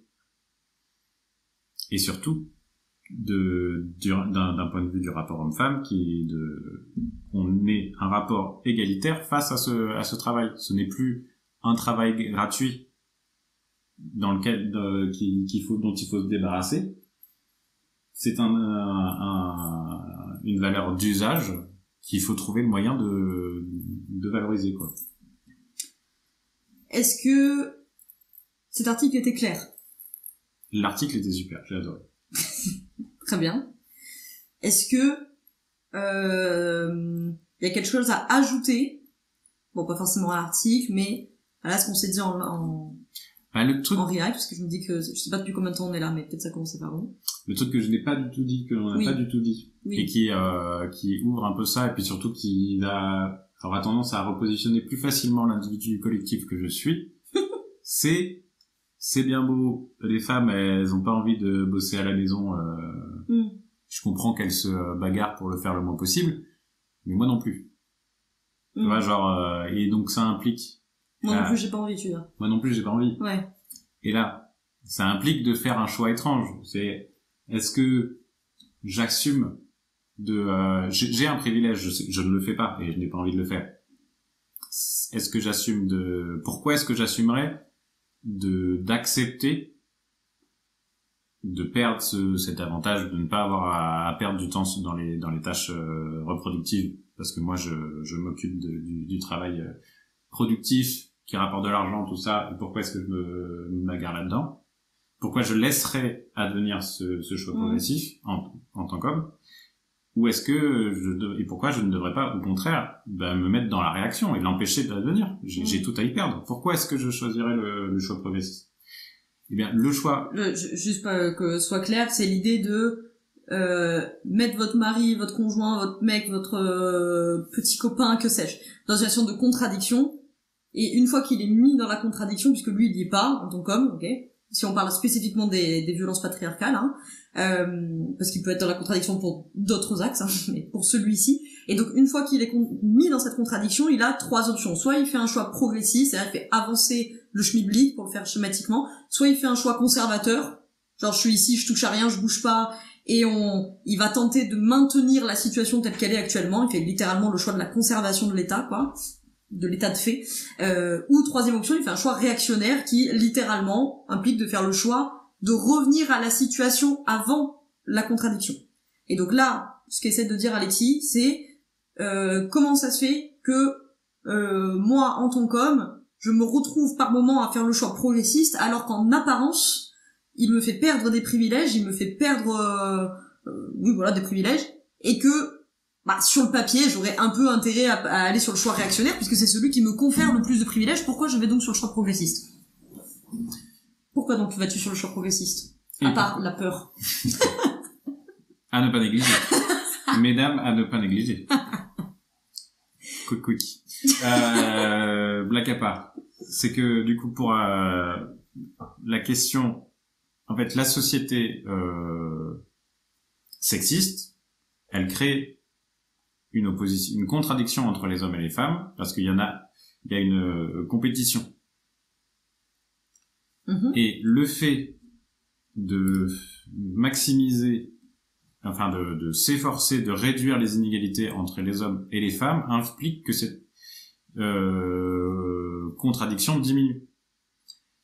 Et en fait, je vais définir le choix progressiste parce qu'en fait, le choix réactionnaire, c'est le fait de s'efforcer de revenir à une situation précédant la contradiction, faire taire l'opposition, alors que le choix progressiste, lui, il cherche c'est pas le choix d'être gentil, c'est le choix de dépasser cette contradiction. C'est comment est-ce qu'on fait pour faire disparaître la contradiction, pour ne plus avoir cette opposition, cette compétition intrinsèque à un rapport contradictoire. Et donc la solution réactionnaire, c'est aggraver la réaction et surtout la contradiction en augmentant j'ai perdu le mot, la répression. Donc on va user de tout son poids répressif pour obliger ici les femmes à se maintenir dans une situation subalterne, ou alors parce qu'on n'a pas envie d'être dans cette situation et qu'on a peur que cette situation se retourne contre nous, parce qu'en fait à la seconde où on impose une répression sur un parti, cette autre partie, il n'a d'autre choix que de se défendre au minimum au même niveau, quoi. Donc, le choix progressiste fait le choix de dépenser son énergie à rapprocher les deux parties pour ne plus avoir à se bagarrer, quoi. Et le gain de ne plus avoir à se bagarrer, c'est que du coup, on n'a plus les problèmes de mascu, quoi. On n'a plus le problème de cette femme, les femmes, elles s'intéressent que pour mon argent. En même temps, peuvent-elles s'intéresser à toi pour autre chose? On a tout le temps peur des hommes dans la rue. Je peux pas discuter à une femme parce qu'elle me plaît bien, mais parce qu'elles ont peur de toi, parce qu'elles ont peur de nous en général. C'est un moyen de pacifier les relations en général. En fait, c'est que avoir un rapport égalitaire, on préfère toujours discuter avec un collègue à notre niveau hiérarchique qu'avec son patron, parce que tout de suite le rapport social il fait que on va rire un peu plus à ses blagues même si elles sont pas drôles, etc. Et donc le choix progressiste, c'est pas faire le choix des gentils, c'est faire le choix du rapprochement des deux pôles. Et de tellement faire rapprocher les deux pôles qu'en fait la contradiction n'existe plus. Et donc de pouvoir discuter d'autres choses, au lieu de s'inquiéter en tant qu'homme que les femmes ne veulent pas sexer avec lui parce qu'ils ont peur, ou que elles les aiment que pour leur argent, ou j'ai trop longtemps que j'écoute j'ai pas le pas ces trucs de masque pour les sortir, mais bon, en gros c'était le moment de la capsule à adresser à vos conjoints, maris, mecs, que sais-je. Et donc mon apport de nana à faire là-dessus avant qu'on rentre le live, c'est de mettre vos conjoints dans cette situation de contradiction. Et donc j'anticipe parce que généralement quand je parle de ça en live, il y a souvent une nana, et je comprends très bien cette question, pour me dire comment je fais s'il fait le choix réactionnaire ou conservateur à demi-mot. Du coup, c'est que il me semble que quand vous mettez votre conjoint dans une contradiction et que face à cette contradiction il fait le choix réactionnaire, du coup c'est vous qui êtes déplacé dans une nouvelle contradiction, parce que du coup maintenant c'est vous qui êtes déplacé dans le fait de est-ce que je veux / est-ce que je peux, ce qui va être une autre question. Déjà si je peux, est-ce que je veux, parce que quand on peut on veut, tout ça, est-ce que je veux faire ma vie, partager mon quotidien avec quelqu'un qui fait le choix réactionnaire sur ce sujet et ou sur d'autres. Et après, pose la question de, est-ce que je peux, de toute façon, obtenir une autre voie, une autre issue, en fait, de l'échange avec lui, c'est-à-dire, où est-ce que j'ai du rapport de force, en fait, à un moment donné. Et donc, bien entendu, c'est pour ça que je disais tout à l'heure que l'émancipation féministe, elle est nécessairement une émancipation collective, parce que vous avez bien entendu beaucoup de femmes, peut-être parmi celles qui m'écoutent, ou parmi vos copines, vos mamans, vos sœurs, que sais-je, qui de toute façon ne peuvent pas faire un autre choix une fois que monsieur a fait le choix réactionnaire. Et ben de toute façon, elles sont mises dans une situation où elles peuvent pas adresser d'autres choix parce que dans le pire des cas il est violent, ou parce qu'elles n'ont pas les moyens financiers de toute façon de lui dire bah écoute tu sais quoi je me casse, ou parce que les enfants sont petits et ou malades, enfin bon bref évidemment liste non exhaustive des situations dans lesquelles bah vous ne pouvez pas faire autrement. Par contre si vous le pouvez, et ben du coup c'est qu'il vous a entre guillemets renvoyé vous dans une autre contradiction qui est j'aime cet homme et j'ai envie de faire ma vie avec lui ou que sais-je. Mais il fait des choix réactionnaires quand je le mets dans cette situation. Donc me voilà maintenant dans une autre contradiction. Tu dis l'organisation collective, et c'est là où on voit l'intérêt de la sécurité sociale du travail domestique ou le salaire à vie, c'est que du coup, quand tu es avec, c'est souvent à ce moment-là que les choses basculent, c'est qu'on est en couple, on est tous les deux, tout se passe bien parce que chacun a son espace, tu peux toujours te dire chacun ses sous, tu peux toujours te dire que quand il est casse-pied, tu peux toujours lui jouer la menace ou je ne sais quoi. En tout cas de lui allumer un peu une lumière dans la tête de en fait frérot, tu déconnes. Elle est pas là à disposition non plus, alors que à la seconde où vous allez faire des enfants ensemble, ben là il y a des choses qui changent. Vous êtes repositionné par le fait que vous allez arrêter de travailler pendant quelques mois, que vous allez devoir vous occuper oui, je veux dire quelques mois à minima, donc déjà un décalage qui s'est fait. Et puis en général, bah du coup, vu que tu t'es arrêté, lui il a compensé, il a travaillé plus. Il a peut-être eu une augmentation. Et oui, voilà, pensez aussi là... que quand c'est un enfant, les hommes sont surprofessionnalisés, il faut les augmenter, il faut les promouvoir, parce que quand même, ils vont être papas, blablabla, faut les aider, pendant que les femmes sont sous-professionnalisées, donc évidemment, ça creuse l'écart.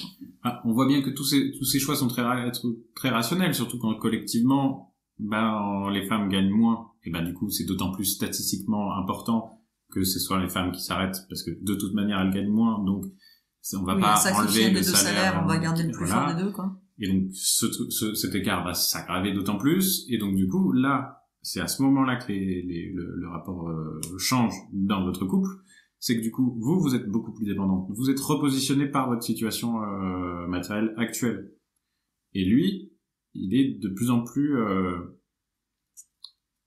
c'est que il a un ascendant sur vous, il le sait très bien que vous avez besoin de lui, et donc ça c'est gentil, c'est méchant, c'est comme ça. C'est que du coup, on se retrouve à avoir la possibilité de faire des choses. Oui, en fait, avoir la possibilité d'avoir cet ascendant. Vous aurez de moins en moins de répondants, et lui se permettra de plus en plus de choses, au plus cet écart grandira. En fait, ce qui est important, c'est de garder en tête. Après, promis, on arrête. Ça fait 25 fois que je dis qu'on arrête. Truc que j'ai répété. Vous pouvez arrêter si vous en avez marre de vous écouter aussi, oui, mais ça fait des taux de rétention pourris en fait. Donc voilà, Alexis, il est pas encore briefé sur les techniques d'internet. Bon bref, je sais plus ce que je disais. Oui, j'en ai fait une story l'autre jour, donc si vous m'avez écouté, désolé pour la redondance, où j'ai expliqué, alors j'ai déjà expliqué 20 000 fois pourquoi ça tient pas quand on veut, on peut, la méritocratie, blablabla, il y a un sec de sociologie pour dire que ça marche pas. Et donc souvent, j'aime bien rappeler ce petit contremaître que fait Chantal Jacquet, que quand on peut, on veut. Et en fait, c'est de ça dont Alexis est en train de parler. C'est-à-dire que quand j'ai le pouvoir, j'ai la volonté qui en découle. Et donc du coup, quand je suis un homme de pouvoir, j'ai les volontés qui en découlent, en fait. Et donc du coup, mis dans cette situation, c'est que plus l'écart va se creuser entre vous, plus lui, il a du pouvoir, dans tous les sens du terme d'ailleurs, soyez en passant. Plus les occasions sont là de les utiliser. Ouais, voilà. Et donc du coup, à l'inverse, vous le voyez très bien, moi c'est un petit exemple que je prends tout le temps, que les contradictions se déplacent. Moi je l'ai raconté plein de fois à Alexis, je me rappelle que quand j'étais adolescente à peu près, ma grand-mère elle me disait, ma petite fille, surtout, tu trouves un homme qui boit pas, qui n'aime pas les femmes et qui ne joue pas. Sous-entendu, le reste, tu t'en accommoderas, l'essentiel c'est ça. Parce que elle, dans le contexte historique dans lequel elle est, C'est ça qui importe. Et déjà, j'ai vu après ma mère être... C'est pas imaginable de regarder plus. Il n'est pas imaginable d'avoir plus. Et déjà, c'était, voilà, t'avais déjà trouvé un mari qui boit pas, qui joue pas, qui aime pas les femmes, donc sous-entendu, qui est pas un coureur de jupons, qui va te tromper, faire des mioches, et je pense que c'est surtout ça, en plus, qu'elle voulait dire, hein. C'était même pas la question de la peine émotionnelle, de l'adultère ou je ne sais quoi. À mon avis, le sous-entendu, c'était ne le laisse pas aller faire des mioches à l'extérieur parce que c'est toi qui te retrouveras à les élever d'une manière ou d'une autre ou à t'en occuper d'une manière ou d'une autre. Bref. Ensuite, tu vois que les contradictions se déplacent parce que ma mère, c'est pas un truc qu'elle m'a dit. Et en fait, si elle me le dit pas, c'est parce que il y a une forme de ce qui est évident ne s'énonce pas. Par contre, elle, ce qu'elle m'a dit, c'est il faut que tu travailles, il faut que tu aies des sous de côté, il faut que tu gardes ton indépendance. Ne prends pas trop de congés maternité. Vous voyez, c'est un autre truc. Par exemple, moi, j'ai une maman indépendante, enfin travailleuse indépendante, je veux dire, qui a pas pris de congé mater, hein, mais pour vous faire pour que vous preniez la mesure, c'est que moi je suis née un mardi et que le jeudi après-midi elle était retournée au travail, hein, c'est délirant quand même, hein. Et donc et avec vraiment ce truc de retournement, vous voyez, de ne prends pas trop de congé mater parce que oui c'est vrai t'en aurais besoin machin bidule, mais en fait n'en prends pas trop parce que si tu en prends trop tu vas causer l'écart et tu vas manquer de sous, blablabla. Donc on voit bien que déjà pour ma maman la contradiction c'était la question de l'argent. Si tu as un travail, si tu as un diplôme, si tu as des sous de côté, eh bien, à n'importe quel moment, il devient désagréable. Pire, il devient violent. Tu prends tes affaires, tu prends tes affaires, ton argent, tes enfants, et tu t'en vas. Et donc, je discutais la dernière fois avec Alexis où je disais, je me demande, mais peut-être il y a des mamans ici qui vont nous renseigner, hein, si j'ai une fille, ce que je dirais à ma fille, moi, dans 15 ou 20 ans, quand elle sera adolescente, qu'est-ce que je lui dirais, moi, on sera déplacé dans une nouvelle contradiction, quoi. Est-ce que tu veux ajouter quelque chose? Pas dans le sens où agissez individuellement pour améliorer votre situation et pensez toujours à ce que vous devez au collectif et ce que vos choix impliquent pour le collectif. C'est que il y a toujours la possibilité de s'en sortir au détriment des autres, mais c'est le choix conservateur, quoi. Et que du coup, il y a des femmes dans votre entourage qui auront peut-être pas la chance que vous avez eue, et potentiellement ce sera vos filles, quoi. Est-ce qu'on conclurait pas avec une petite citation de Federici? Eh ben, avec grand plaisir. Là, je vais aller chercher le livre. Donc pendant que je récupère le livre Le capitalisme patriarcal, comme ça je vais vous présenter. Bah tiens, 1 minute de... 1 minute. Bah, comment on va 30 secondes, je ne sais pas, si tu veux ajouter quelque chose. Qu'est-ce que je pourrais rajouter? En tout cas, il ne suffit pas de vivre avec une femme pour devenir féministe, mais il faut quand même se confronter. Il peut pas être masculin, une femme. Il faut quand même Je ne peux pas être misandre, j'ai un mari. Pardon. Mais il faut quand même se confronter au vécu des femmes et à la contradiction, à l'altérité des femmes pour en être capable de l'être féministe. Alors, il faut me relaisser passer, monsieur, parce que tu mets une spread là. Oui, tu mets les jambes croisées, ça va pas. Voilà, il occupe tout l'espace. Donc non, il avait les jambes croisées, peu cher. Donc, pour conclure, est-ce qu'on a un focus? Le capitalisme patriarcal, Silvia Federici. Je vous lis la 4e de couvre rapidement. Comment faire tourner les usines sans les travailleurs vigoureux, nourris, blanchis qui occupent la chaîne de montage? Loin de se limiter au travail invisible des femmes au sein du foyer, Federici met en avant la centralité du travail consistant à reproduire la société. Combien coûterait de salarier toutes les activités procréatives, affectives, éducatives, de soins et d'hygiène aujourd'hui réalisées gratuitement par les femmes? Que resterait-il des profits des entreprises si elles devaient contribuer au renouvellement quotidien de leur masse salariale? La lutte contre le sexisme n'exige pas tant l'égalité de salaire entre hommes et femmes, ni même la fin de préjugés ou d'une discrimination, mais la réappropriation collective des moyens de la reproduction sociale, des lieux de vie aux lieux de consommation, ce qui dessine l'horizon d'un communisme de type nouveau. Federici the Goth, franchement j'ai rien d'autre à dire. Qui déjà dans cette 4e de couverture dit beaucoup de choses, et notamment j'aime bien la fin qu'ils ont décidé d'écrire pour justement, un petit parallèle, clin d'œil à Marx qui parle de la réappropriation des moyens de production, n'est-ce pas, dont vous entendez parler tous les 4 matins. Federici, elle parle de la réappropriation des moyens de reproduction, en insistant, comme on l'a vu dans l'article, sur le fait que serait le capitalisme sans ce travail gratuit, certainement pas grand-chose. Et donc, je stabilote beaucoup de choses. Donc je ne vais pas vous lire tout ce que j'ai stabiloté, mais là il y en a une sur laquelle je tombe qui me paraît bien pour terminer. Oh là là, il y en a plein qui sont bien. Bon, allez, on va prendre celle-ci. C'est un endroit, on est page 166, page 167 pour celles et ceux qui ont le livre aux éditions de la Fabrique, où elle parle de la question du divorce, dans le fait d'avoir conquis, j'ai dit n'importe quoi. Mais plus pas d'excuses aux profs de français qui sont là, je sais qu'il y en a. Droit du divorce, droit de divorcer, je vais y arriver. Et donc, elle dit, autrement dit, la revendication, enfin, je vais peut-être vous le reprendre un petit peu avant, sinon vous allez rien piger, plus on demandait aux femmes et à la famille, plus le refus des femmes progressait, un refus qui ne pouvait pas encore être un refus du mariage pour des raisons économiques évidentes, mais qui était plutôt une revendication de plus grande mobilité au sein du mariage, donc c'est là qu'elle parle du divorce. Autrement dit, la revendication de la possibilité de passer d'un mari à l'autre, comme on passe d'un employeur à l'autre, et l'exigence de meilleures conditions de travail ménagées. Voilà, moi ça m'a fait beaucoup rire cette partie-là. Pour dire à votre mari le jour où vous demanderez le divorce parce que vous aurez marre de voir sa tronche, à juste titre, vous lui direz que vous cherchez de meilleures conditions de travail et que vous changez d'employeur. Voilà, moi ça m'a fait beaucoup rire. Hein. Je trouvais ça très drôle. Hein. Ça t'a plu ? Oui, tu m'avais déjà fait lire et elle m'avait déjà plu. Elle t'avait déjà plu. Bon. Capitalisme patriarcal, Silvia Federici. On est bon ? On est très bien. On est bon. Eh bien, les pouces bleus, les abonnements, les 5 étoiles, blablabla, tout ça. Et merci à celles et ceux qui ont suivi ça. Et puis peut-être on pourra se reparler de la question féministe ensemble, d'un point de vue matérialiste, parce que c'est rare qu'on entende les féministes matérialistes. Pour plein de raisons évidentes. Et donc ça pourrait être sympa de s'en reparler. Oui. Donc cette fois, c'est toi qu'on met dans la contradiction. Très bien. Comme ça, tu pourras pas dérouler ton savoir, tu seras obligé de réagir avec tes émotions, mais toi, tu n'auras pas de problème, parce que bien entendu, comme tu es un homme, avec un pénis, tu as le contrôle absolu. Maîtrisé par mes émotions. Mais bien sûr, le contrôle absolu de tes émotions, hein, bien entendu. Et puis bien sûr, toi, tu es stable hormonalement, bien sûr, et doté de l'intelligence, parce que l'intelligence c'est dans le pénis, figure-toi, et pas dans le cerveau, ni dans le corps. Et donc, du coup, moi, je ne peux pas comprendre. Donc, heureusement, il est là pour m'enseigner. Sur ces belles paroles.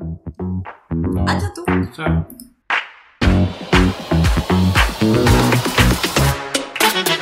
Je te remercie d'avoir écouté cet épisode jusqu'au bout. Tu peux retrouver l'ensemble des informations et des liens en description de cet épisode.